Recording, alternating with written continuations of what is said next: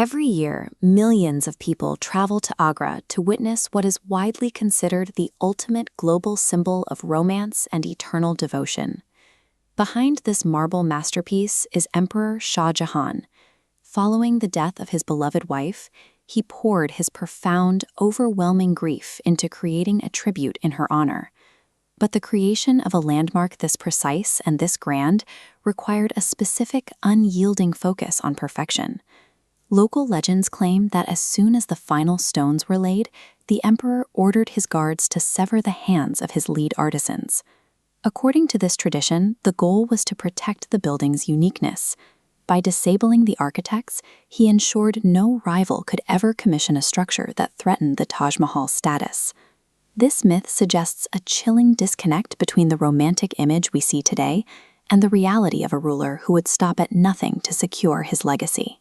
To understand the man, we have to look past his grief and examine his finances. Shah Jahan possessed an insatiable appetite for material accumulation. This chart compares two of his major imperial expenditures. On the left is the total cost of building the Taj Mahal.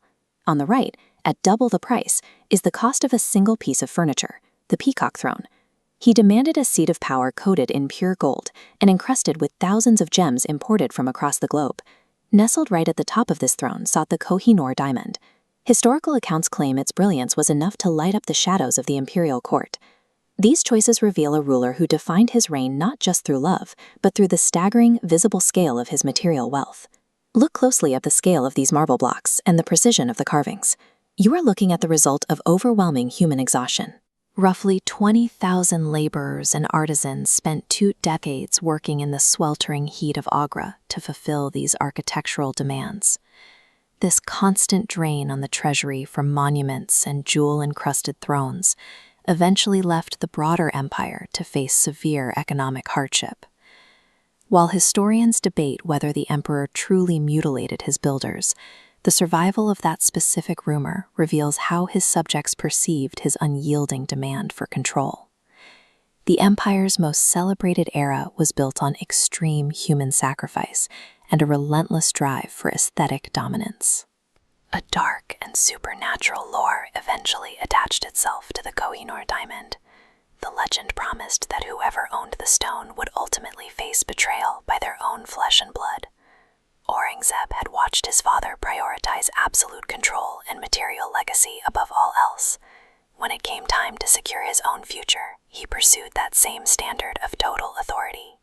To ensure he had no rivals, Aurangzeb systematically tracked down and murdered his own brothers. With his competition eliminated, the son turned his sights on the father, stripping the aging emperor of his title and seizing control of the state. The man who believed his immense wealth rendered him untouchable was cast aside by the same relentless ambition for power that defined his own reign.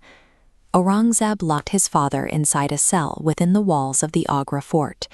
The man who once sat upon the world's most expensive throne was reduced to a prisoner, left to wait out his final 8 years in isolation.